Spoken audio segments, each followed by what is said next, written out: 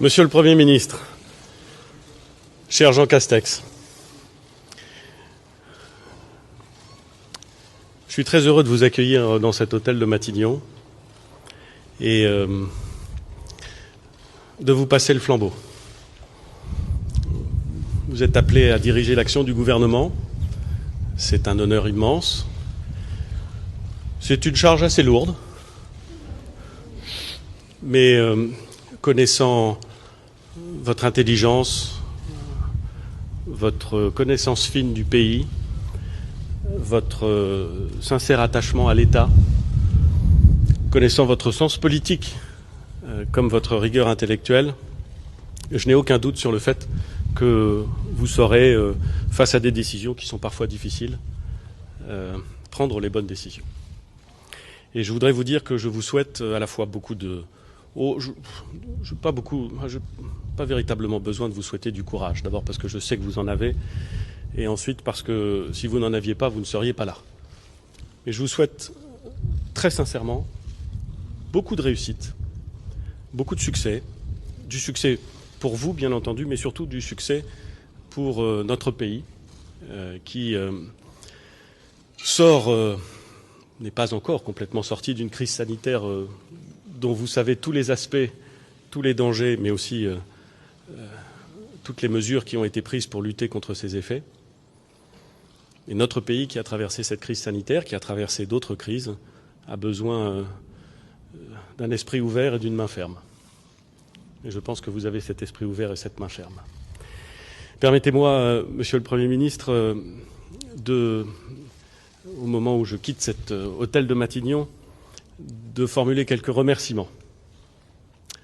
Remerciements d'abord à l'attention du Président de la République, qui depuis plus de 3 ans m'a fait confiance et avec qui j'ai eu la très grande chance de pouvoir travailler dans des conditions de confiance, de fluidité, qui resteront toute ma vie comme 3 années assez exceptionnelles et d'une incroyable densité et d'une incroyable richesse.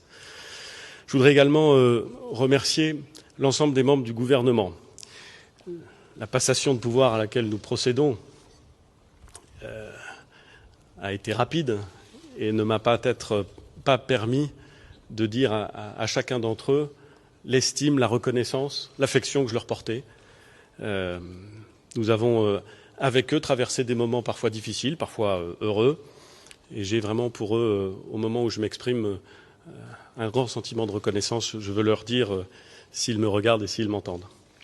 Je voudrais également remercier, et vous vous en doutez, l'ensemble des parlementaires, au premier rang d'entre eux, évidemment les parlementaires de la majorité qui m'ont accompagné, m'ont soutenu, ne m'ont jamais manqué. Ils étaient et ils seront exigeants. Ils étaient et ils seront déterminés à tenir les engagements qui ont été pris en 2017 par le Président de la République. Je veux très sincèrement les remercier et leur dire que, aussi longtemps qu'il me sera possible, je les aiderai. Je voudrais aussi profiter de l'occasion qui m'est faite pour remercier les autres parlementaires, ceux qui ne sont pas dans la majorité, ceux qui sont dans l'opposition. Une bonne démocratie impose une bonne opposition. Et l'opposition est nécessaire dans une démocratie. Elle est également exigeante, également déterminée. Et je veux remercier les présidents de groupe, mais au-delà, l'ensemble des parlementaires de l'opposition qui, en étant exigeants et critiques, nous ont probablement permis d'être meilleurs. Je voudrais remercier aussi tous les interlocuteurs avec lesquels j'ai eu la chance de pouvoir travailler. Être à Matignon, ça n'est pas simplement diriger l'action du gouvernement, c'est aussi avoir la chance de pouvoir faire des rencontres. Des rencontres avec des femmes et des hommes qui sont dans des situations de pouvoir ou d'influence, mais aussi avec des femmes et des hommes qui croient en leur pays, qui essaient de faire avancer leurs dossiers, leurs convictions, leurs idées, qui viennent à vous, parfois impressionnés par le poste de Premier ministre, mais au fond souvent désireux de parler avec l'homme ou la femme qui l'occupe. Et de telles rencontres, ces belles rencontres, j'en ai eu beaucoup pendant ces 3 ans et vous en aurez à ne pas douter pendant les mois et les années qui viennent. Ils sont parfois élus, maires de de communes de France, comme vous l'êtes, comme je vais le redevenir. Ils sont parfois responsables syndicaux.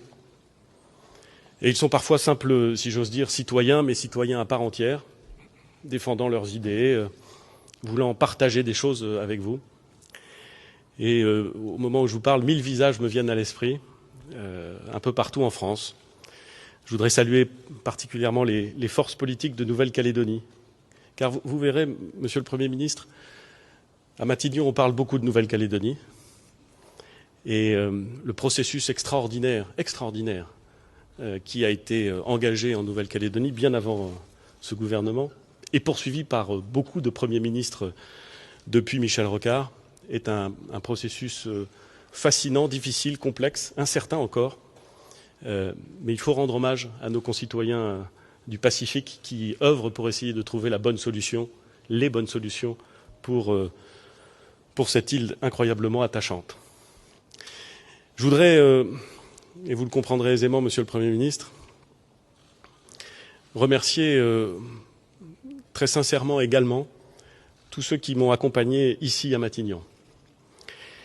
Être Premier ministre, c'est diriger l'action d'un gouvernement, c'est servir l'État, c'est aussi être accompagné par des équipes, par un cabinet remarquablement dirigé, par des femmes et des hommes qui parfois ont été choisis par d'autres que moi, parce que je ne les connaissais pas tous en arrivant, mais qui ont démontré chaque jour, à chaque instant, et parfois dans des conditions difficiles, un sens de l'État, un sens du service public, un attachement à notre pays, à la France, qui me donne une confiance absolue dans notre capacité à relever les plus grands défis. À tout cela, les membres de mon cabinet, les membres de l'administration qui font vivre Matignon, à tous les agents de l'État qui croient sincèrement à ce que c'est que le sens de l'État, et à tous nos concitoyens qui ont fermement ancré en eux la conviction que le civisme, ça n'est pas l'affaire des autres, et c'est le ciment des grandes nations, je veux dire un merci très sincère, et toute ma reconnaissance. Il vous appartiendra, Monsieur le Premier ministre, désormais de continuer à servir la France. Vous la servez depuis bien longtemps. C'est une belle responsabilité. Alors je suis un peu ému en vous disant cela, mais soyez bons. Et comme on dit chez moi, bon vent.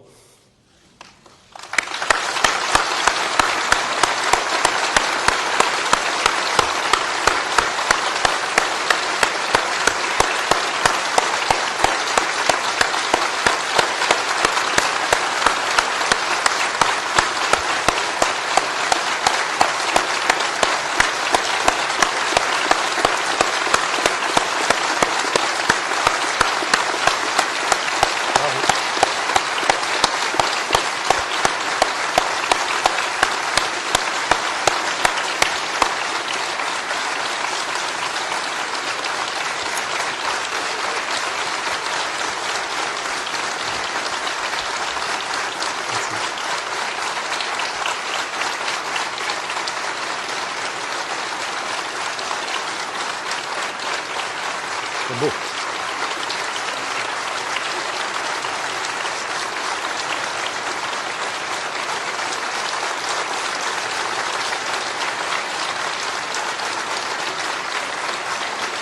Bon, ça suffit maintenant.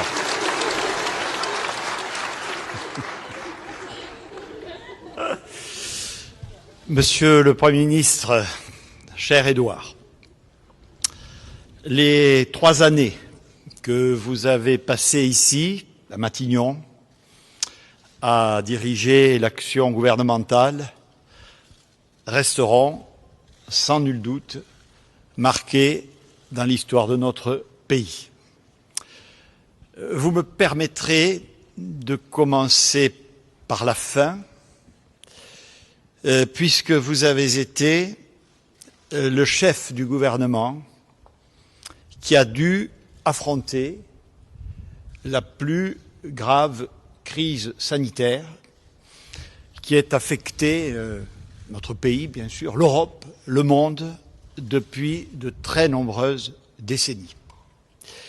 Il se trouve aussi, Monsieur le Premier ministre, que c'est dans ces circonstances que vous avez bien voulu faire appel à moi pour vous seconder dans cet exercice, et notamment dans la phase dite de déconfinement. J'ai donc eu l'honneur de travailler de près sous votre autorité, quotidiennement, sous celle du Président de la République. Et je voudrais tout simplement ici, publiquement, témoigner de l'engagement qui a été le vôtre, du souci constant de protéger nos concitoyens, d'expliquer la situation et les dispositions que celle-ci commandait. Vous l'avez fait toujours avec la clarté et la pédagogie qui ont caractérisé chacune de vos interventions. Bien avant la survenue de cette crise sanitaire, dois-je rappeler, Monsieur le Premier ministre, qu'à la fin de l'année dernière ou au début de l'actuelle, la France, notre pays, présentait l'un des taux de croissance les plus élevés d'Europe. Que le chômage, toujours trop élevé, bien sûr, était à son niveau le plus bas depuis 10 ans. Que le niveau des investissements était le plus élevé depuis 10 ans. Que la progression du pouvoir d'achat était la plus forte. Que vous avez engagé une baisse de la fiscalité parmi les plus vigoureuses depuis 10 ans. Tout ceci, mesdames et messieurs, ce sont des faits. On pourrait y ajouter les réformes structurelles que vous avez conduites. Et pour revenir à la période la plus récente, aux mesures que votre gouvernement a adoptées, les plus vigoureuses d'Europe, pour éviter que notre économie ne s'effondre, avec, rappelons-le aussi, une attention constante aux plus faibles et aux plus démunis. Tout ça, les Françaises et les Français l'ont vu. Ils ont appris à vous connaître. Je pense même, comme moi, qu'ils ont pu identifier un style Édouard Philippe. Un style Édouard Philippe. Bon, comme un article de mode, mais... Oui, vous avez tout à l'heure parlé de courage, mais c'est une vertu essentielle, non seulement en politique, mais surtout dans la direction des affaires de l'État. La clairvoyance, la hauteur de vue. En employant ces termes, je pense que chacun se reconnaîtra dans mes propos. Et enfin, pour ne pas donner un catalogue trop long, monsieur le Premier ministre, vous n'aimeriez pas ça, l'élégance. L'élégance. Dans tous les sens de ce terme. Je mesure, cher Édouard, l'émotion qui est la vôtre dans la solennité de cet instant, comme chacun du reste imagine la mienne, au moment où je prends ces lourdes fonctions. Nous en avons souvent parlé ensemble je sais que quelque chose vient atténuer cette situation, le fait que vous allez retrouver pleinement vos belles fonctions de maire, votre belle ville du Havre et tous ses habitants qui récemment encore vous ont témoigné leur affection et leur attachement dans un contexte que nous pourrions qualifier de difficile.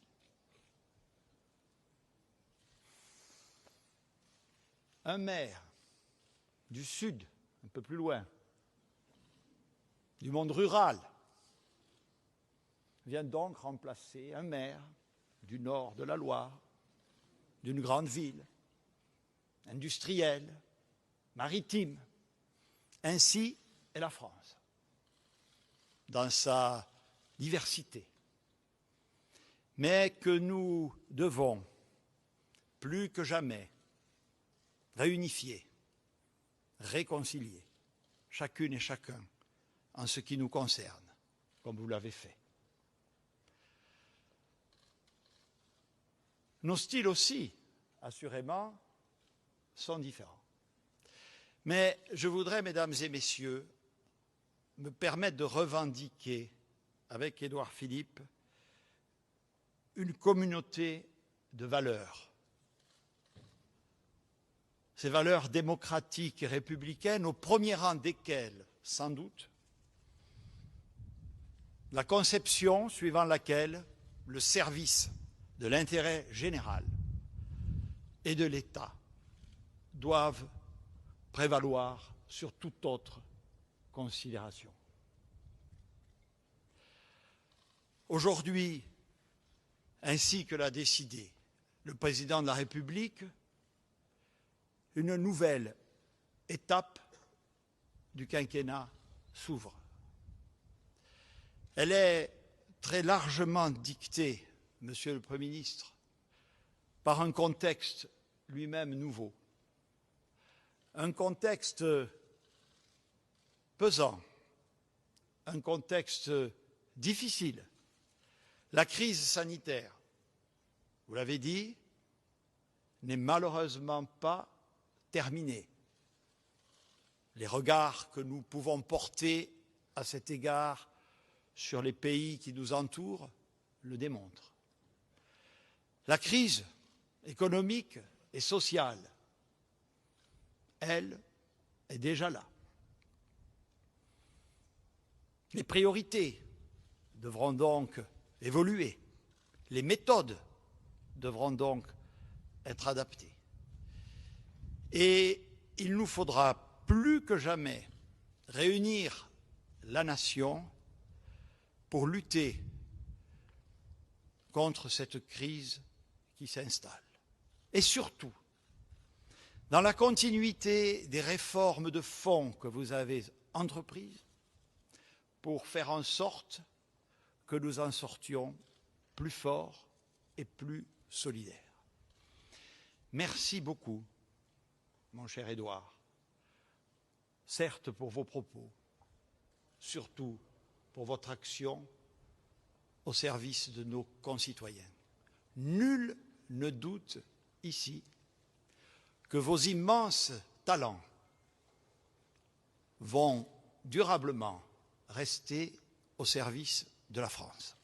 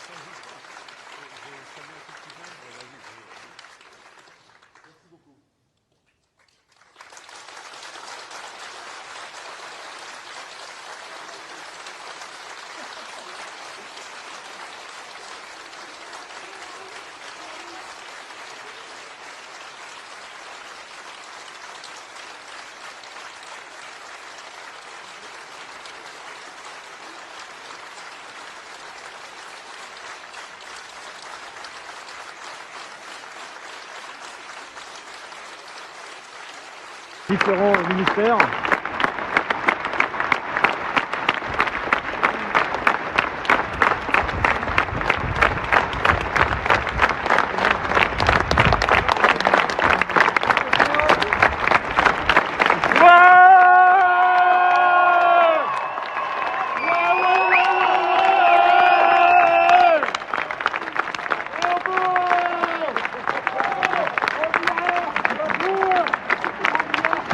Voilà, vous voyez sur ces images les anciens collaborateurs désormais de l'ancien Premier ministre Édouard Philippe viennent de le saluer longuement, des applaudissements très chaleureux donc pour Édouard Philippe et Jean Castex que vous pouvez voir à l'image, qui est donc le nouveau Premier ministre qui rentre en fonction donc immédiatement, qui aura donc désormais en charge celui de faire ce prochain gouvernement qu'on ne connaît pas encore. Il faut savoir que ce matin, le gouvernement et Édouard Philippe à sa tête ont présenté leur démission en intégralité, et donc qu'un nouveau gouvernement doit être nommé. On ne sait pas quand exactement, peut-être ce soir, peut-être dans les prochains jours. Tout ce qu'on sait, c'est qu'il est en cours de constitution, qu'il sera donné dans les prochaines heures, dans les prochains jours, avec des passations de pouvoir qui auront lieu dans les différents ministères, comme celle que vous avez pu voir à l'instant, celle avec la voiture qui arrive avec le nouveau ministre, qui vont s'isoler pendant une demi-heure à 45 minutes pour justement discuter des dossiers en cours, prendre pour la prise de fonction, avant de ressortir et de prendre la parole tour à tour. Le ministre sortant,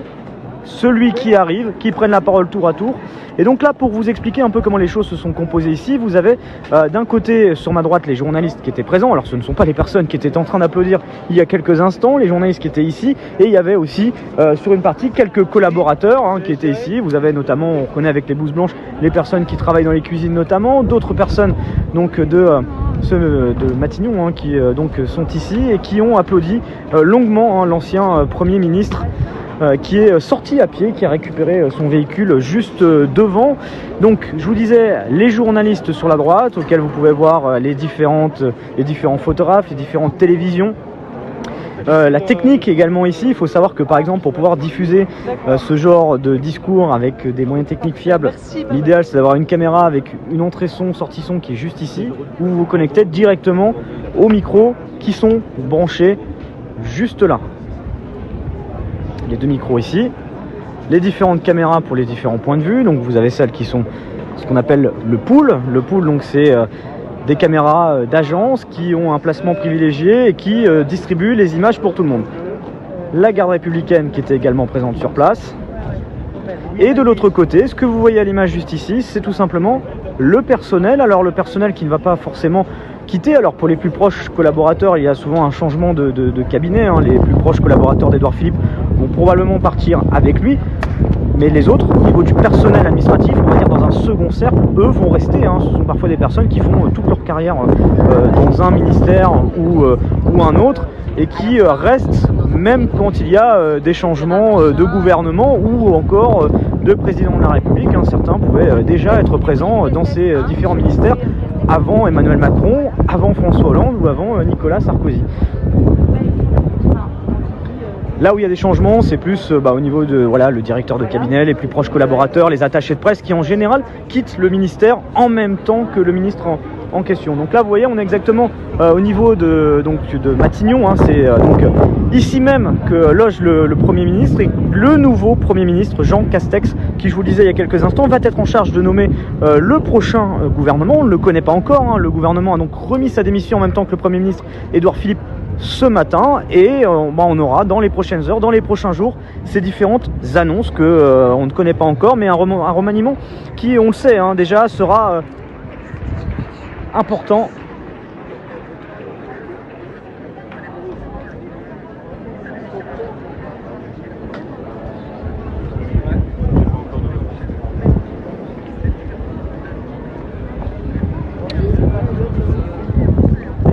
Voilà, j'espère que vous recevez bien. Vous voyez, vous avez les différentes caméras qui sont ici, les journalistes. J'espère que vous allez bien. Je vous regarde un peu là dans les commentaires parce que j'ai pris l'autre téléphone juste à côté. Vous expliquer un petit peu brièvement qui est Jean Castex. Il est maire de Prades, j'espère bien le prononcer, c'est dans les Pyrénées-Orientales. Mais il a aussi eu d'autres fonctions dans sa vie. Il a été notamment directeur de l'hospitalisation au ministre des Solidarités en 2005-2006. Il devient ensuite directeur, 2005-2006, donc c'était lorsque Jacques Chirac était président de la République. Il est devenu ensuite directeur de cabinet de Xavier Bertrand à 2 reprises, au ministère de la Santé en 2006-2007 et au ministère du Travail.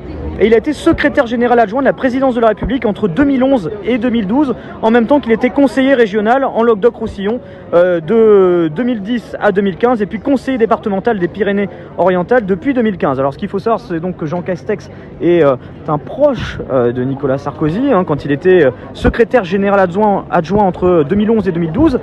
Qui était président de la République à l'époque? C'est Nicolas Sarkozy. C'est donc finalement un Premier ministre de droite qui succède à un ancien Premier ministre de droite, Édouard Philippe, qui était au parti Les Républicains avant de rejoindre Emmanuel Macron en tant que Premier ministre en 2017.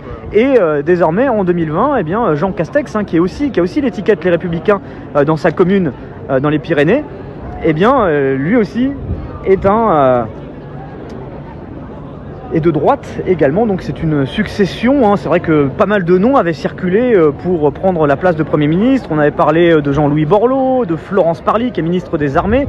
Certains se disaient, est-ce que après avoir eu 3 années de quinquennat avec un ministre venant de la droite, il n'essaierait pas d'avoir un ministre à gauche pour tourner le virage social et écologique que certains espèrent et souhaitent? Finalement, l'option a été prise de prendre Jean Castex qui a eu une mission assez récente au sein, non pas du gouvernement, mais un chargé de mission. C'est l'homme du déconfinement. C'est lui qui avait été chargé par le président de la République dernièrement d'être en charge de proposer une stratégie de déconfinement, et c'est lui qui, pendant plusieurs semaines, il avait été nommé en plein milieu de ce confinement. Alors justement, lui, ce n'était pas lui qui avait décidé sur le confinement, mais plutôt la stratégie de déconfinement. À quel moment on déconfine? Qui? Quand? Avec quelles mesures sanitaires? Rencontrer les différentes collectivités, les différents représentants des entreprises qui peuvent être impactés, parce qu'on sait que le monde de l'entreprise a été très lourdement impacté entre les fermetures des bars, des restaurants, mais aussi les normes sanitaires, sociales qui sont prises dans les entreprises, qui font qu'aujourd'hui des entreprises qui sont en open space ne peuvent pas accueillir tout le monde. On pense aussi aux écoles, aux bars, aux restaurants, je vous disais, des boîtes de nuit qui par exemple n'ont pas encore pu rouvrir jusqu'à maintenant. Et bien, c'est Jean Castex qui était en charge de cette stratégie de déconfinement. Il a donc été placé à ce poste-là il y a quelques semaines, et semble-t-il a plutôt plu au président de la République, vu que c'est lui qu'on n'attendait pas forcément comme favori. C'était un nom qui était revenu dans les derniers jours, mais pas forcément celui qu'on attendait le plus, et c'est lui. Un homme plutôt de l'ombre jusqu'à maintenant, qui n'était pas forcément connu du grand public, qui avait pris peut-être un peu plus de notoriété ces dernières semaines, avec notamment sa nomination pour ce poste que je vous donnais il y a quelques instants de la stratégie de déconfinement, où il a été un peu exposé médiatiquement, mais finalement très discret, très peu de prises de parole médiatiques, plutôt des prises de parole dans des commissions d'enquête devant les parlementaires, mais rarement dans les médias. Ce qu'on sait, c'est que ce soir, le Premier ministre s'exprimera pour la première fois devant un journaliste. Je crois que c'est Anne-Claire Coudray qui présente le 20h de TF1. Elle lui posera des questions, et qu'il est invité du 20h de TF1 ce soir. Et c'est à ce moment-là, donc, pour la première fois, que le nouveau Premier ministre répondra aux questions d'une journaliste. Là, on était vraiment sur un discours où on n'a pas abordé la politique générale. C'était plus des remerciements de part et d'autre. Édouard Philippe qui a fait part de son émotion, de ses remerciements. Et puis aussi le fait de souhaiter bonne chance à Jean Castex. Puis Jean Castex qui, lui, a dressé un peu le portrait de façon assez élogieuse de l'ancien Premier ministre Édouard Philippe. Donc sur tout ce qui est question de politique générale, des premières mesures à prendre, etc. Il a évoqué la crise sanitaire, la crise économique en cours, même si les conditions sanitaires aujourd'hui se sont améliorées, il y a toujours un impact assez important en France, mais encore plus à l'étranger, parce qu'on sait que d'autres pays sont encore très rudement touchés par le Covid-19. On sait également que la crise économique, elle, ne fait que démarrer, avec des plans sociaux qu'on apprend malheureusement tous les jours ici et là en France, et parfois dans des sociétés à l'étranger qui ont des postes ici en France. Et sur toutes ces questions-là, eh bien, les premières réponses auront donc lieu ce soir sur TF1 aux 20h. Ce sera donc sa première prise de parole, enfin sa première interview face à des journalistes. Donc voilà un peu ce qu'on pouvait vous dire ici. Je vais regarder éventuellement s'il y a des commentaires dans les questions. J'espère en tout cas que vous allez bien. Vous voyez, on est donc ici actuellement au niveau de la place de Matignon, pardon, à ne pas confondre avec Beauvau. Beauvau, c'est le ministère de l'Intérieur. Matignon, c'est où loge le Premier ministre. Vous voyez ici même le bâtiment où on retrouve les bureaux du Premier ministre. Comme je vous disais, de l'autre côté, ce qu'on a vu, c'était vraiment cloisonné des deux côtés. À ma gauche, vous aviez donc le personnel administratif qui, lui, pour la plupart, reste. C'est pas parce qu'il y a un changement de ministre que tout le monde va partir. Bien au contraire, une grande majorité des personnes restent dans la continuité, même parfois continuent, même au gré des changements, non pas de gouvernement, mais de président de la République. C'est plutôt, comme je vous disais, les plus proches collaborateurs qui, eux, vont quitter le ministère. Je disais, voilà, ceux qui travaillent dans son cabinet, dans son cercle plus proche, les attachés de presse, etc., qui sont souvent ceux qui partent. Certains, peut-être, le suivront au Havre. Il faut rappeler que Édouard Philippe a été réélu maire du Havre en fin de semaine dernière. Dimanche dernier, il y a eu le second tour des élections municipales. Et voilà un peu où on en est. Voilà, je regarde un peu vos commentaires. On reste un petit peu ici dans la cour de Matignon.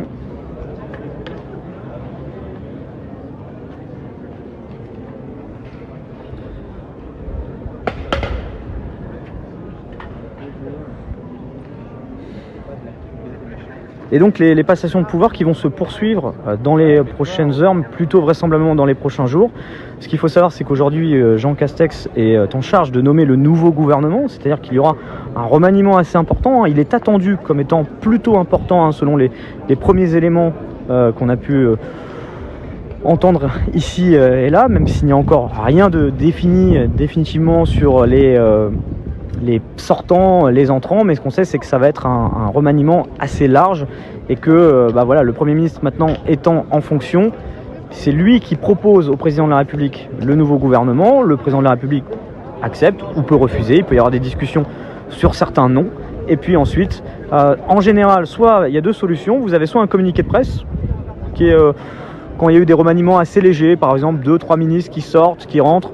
C'est un simple communiqué de presse envoyé par l'Élysée, par le service presse de l'Élysée. Et dans un remaniement un peu plus large, dans ce qu'on voit maintenant, on peut peut-être imaginer une prise de parole du secrétaire général de l'Élysée, Alexis Kohler, comme c'était le cas en 2017, c'est-à-dire qu'un micro est placé devant le perron de l'Élysée et vous avez le secrétaire général de l'Élysée qui va venir donner tous les noms des ministres, alors même pas simplement ceux qui sortent ou rentrent, mais tout simplement donner le nom du nouveau gouvernement, de chaque ministre, en disant voilà, ministre de l'Éducation, tel nom, ministre des Solidarités et de la Santé, tel nom. Ça dure 1 minute 30, il donne tous les noms de ministres et après il s'en va. Voilà, c'est une prise de parole très courte, c'est une tradition qui se fait régulièrement, mais on ne peut pas non plus la garantir à 100%. Ça peut aussi très bien être un communiqué de presse, comme je vous le disais. Donc là, cette passation s'est déroulée ça a duré une trentaine de minutes. Ils sont restés une trentaine de minutes dans les bureaux juste à côté. Et on va essayer de voir peut-être si on peut avoir un petit mot. Monsieur Boyer. Monsieur Boyer, bonsoir. Excusez-moi, je suis en direct sur Brut. Je peux peut-être vous poser une ou deux questions pour Brut. Brut, oui, bonjour à vous. Donc bonsoir à vous, Monsieur Boyer. Vous êtes député européen notamment. Alors nous expliquer un peu le ressenti qui est le vôtre là. Voilà, cette passation de pouvoir. Qu'est-ce qu'elle symbolise pour vous? C'est des sentiments un peu mélangés parce que à la fois, je pense qu'Édouard Philippe quitte Matignon avec le sentiment du devoir accompli et avec, au fond, très en paix avec la décision qu'a pris le président hier et très heureux de retrouver sa ville du Havre, mais c'est évidemment un grand moment d'émotion et comme Édouard Philippe est à la fois mon ami, c'est aussi, j'ai travaillé ici pendant 2 ans à ses côtés, et puis c'est aussi un événement politique que ce changement de Premier ministre, donc ça suscite des sentiments qui sont variés mais qui sont globalement positifs, comme dirait Georges Marchais. La suite, c'est quoi? Est-ce que finalement ce remaniement, ce changement de Premier ministre, ça va être un virage dans ce quinquennat ou est-ce que ça va être finalement une continuité de la politique depuis 3 ans? Écoutez, ça l'avenir le dira. Le président de la République a tracé les grandes lignes du nouveau chemin qu'il veut proposer aux Français. Et c'est vrai que la vie politique est ainsi faite que quand on dit nouveau chemin, on dit nouveau visage. Parce que je suis à peu près certain que si Édouard Philippe avait été confirmé dans ses fonctions, beaucoup, à commencer par l'opposition, on aurait déduit qu'au fond c'était la même politique qui continuait. Je pense que le président de la République a voulu montrer que c'était un véritable virage. Il a parlé de réinvention, il a parlé de nouveau chemin, et ça passe forcément, parce que c'est la politique, par un changement d'incarnation. Qu'est-ce que vous attendez, vous, de cette seconde partie de quinquennat? Il y a un défi à relever qui n'a jamais été relevé par aucun gouvernement dans l'histoire de la République, c'est-à-dire la réponse à cette crise majeure, sanitaire et maintenant économique et sociale sans précédent. Le président en a tracé les grandes lignes et évidemment c'est d'abord répondre à la crise sanitaire, à ses soubresauts, est-ce qu'elle est finie, pas terminée, et ensuite gérer surtout ces conséquences qui vont sans doute s'étaler dans le temps, qui vont avoir un impact majeur sur la vie économique et sociale du pays. Donc ce sera le grand défi à relever, avec évidemment au premier chef l'occasion de reconstruire l'économie du pays autour de la préoccupation écologique, et ça je crois que le président l'a bien affirmé dans son interview d'hier. Parce que l'un des défis importants, on voit justement cette crise sanitaire, elle n'est pas encore totalement derrière nous, ça va mieux en France, mais dans d'autres pays c'est encore compliqué, la crainte que ça puisse revenir à un moment ou à un autre. Et puis d'un côté, ces annonces chaque jour de plans sociaux, on voit des entreprises qui disent voilà, on va supprimer tel nombre d'emplois dans les prochaines semaines, dans les prochains mois.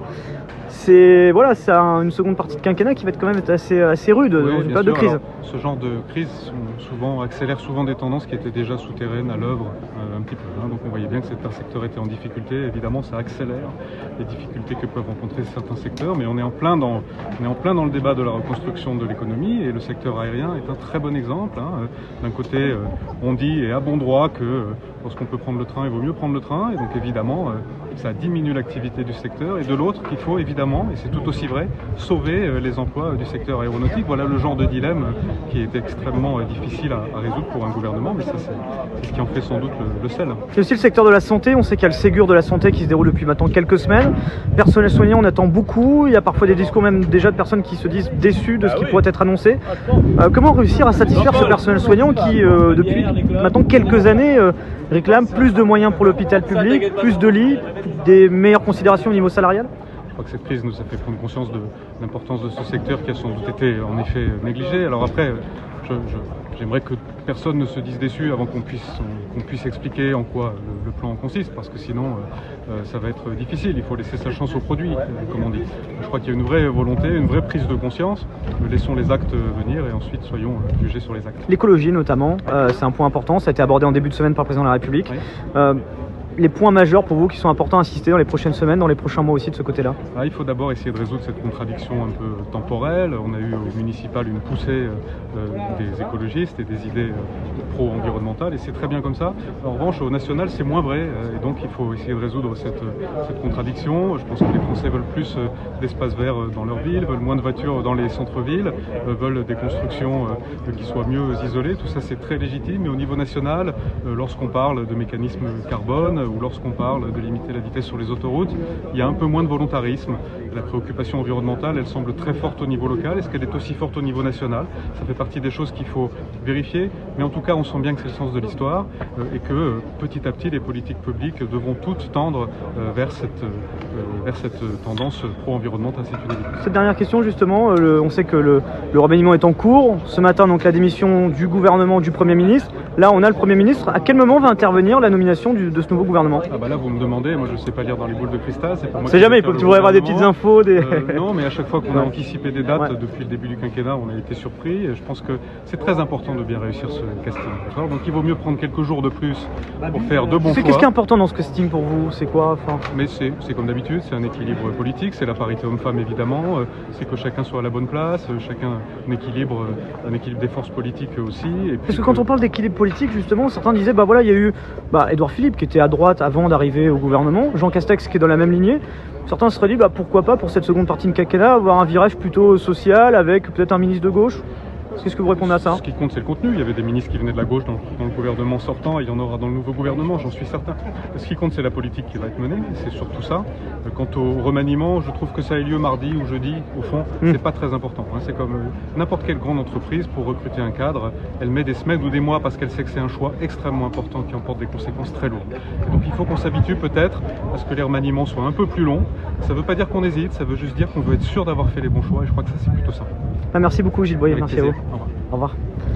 Voilà, si vous nous rejoignez sur Bruit, ce monsieur que vous venez d'entendre, c'est donc Gilles Boyer, qui est député européen, et qui était donc ici présent pour cette passation de pouvoir. Alors Gilles Boyer, qui était aussi, si je ne me trompe pas, dans la campagne d'Alain Juppé en 2017, donc un homme également marqué à droite, qui a rejoint par la suite donc La République En Marche, et qui maintenant est député européen depuis le 26 mai 2019. Donc il a été proche d'Alain Juppé dans la campagne de 2017, vous vous souvenez tous, 2017, Alain Juppé qui finalement était annoncé comme le grand favori à la présidentielle, et puis qui a échoué ensuite, qui s'est retrouvé en difficulté dans la primaire, et qui a dû laisser sa place à François Fillon pour représenter le camp des Républicains à l'élection présidentielle. Et puis finalement, il a conseillé Édouard Philippe jusqu'en mars 2019, donc il était vraiment l'un des conseillers d'Édouard Philippe jusqu'en mars 2019, et il a été élu au Parlement européen en mai 2019. Donc Gilles Boyer, qui est député européen, donc on vient d'entendre il y a quelques instants, et qui était présent ici, donc également aussi un homme de droite proche d'Édouard Philippe, et qui salue également l'arrivée de Jean Castex, c'est ce qu'on a pu entendre à l'instant. Donc voilà un peu ce qu'on pouvait vous dire, alors que les derniers journalistes sont en train de remballer leur matériel pour ce qu'on risque de voir de façon assez régulière ces prochaines heures, ces prochains jours, avec ces différentes passations de pouvoir. Je vous le dis donc, le prochain gouvernement n'est pas encore connu à l'heure actuelle, on le connaîtra dans les prochaines heures ou prochains jours. Il y aura ensuite des passations de pouvoir au niveau des ministères, comme celle que vous avez pu voir maintenant. Un remaniement qui s'annonce important, selon les premiers éléments qu'on peut avoir jusqu'à maintenant. Et donc voilà un peu ce qu'on pouvait vous dire. Alors je ne vais pas forcément pouvoir quitter Matignon en restant à l'image avec vous, parce qu'on doit, je pense, passer par un sas pour récupérer nos cartes de presse et nos pièces d'identité. Donc voilà ce qu'on pouvait vous dire ici. Moi je vous souhaite une très très bonne journée, puis on se retrouvera très vite sur Brut en direct pour poursuivre de nouveaux événements. N'hésitez pas à nous suivre, activer les notifications pour les prochains directs, télécharger l'application Brut sur App Store ou sur Android. Et puis comme ça, dès qu'on passe en live, vous ne ratez rien, au cœur des mouvements sociaux, des passations de pouvoir, des interviews politiques ou de personnalités de la société civile, ou tout simplement de l'actualité généraliste. On est présent sur le terrain tout simplement pour vous informer, et on essaie de le faire du mieux possible. On était présent encore une fois cet après-midi à Matignon pour vous retransmettre cette passation de pouvoir que vous pouvez voir en replay tout de suite. La prise de parole d'Édouard Philippe et de Jean Castex, qui est désormais le nouveau Premier ministre. Vous pouvez la voir ou la revoir tout de suite. Je salue Ghislain Marin qui était à la réalisation de ce live. On a essayé en plus de faire plein de tests aussi niveau technique pour pouvoir vous assurer ce live avec à la fois les prises de parole en qualité top, et puis à la fois que je puisse prendre en main le live par la suite pour vous commenter et vous montrer un peu les coulisses de tout ça. Donc je vous souhaite à tous une très bonne fin de journée, prenez soin de vous, et on se retrouve très très vite sur Brut pour de nouvelles images en direct. Merci à vous, prenez soin de vous, et à très très vite, ciao. Merci à vous.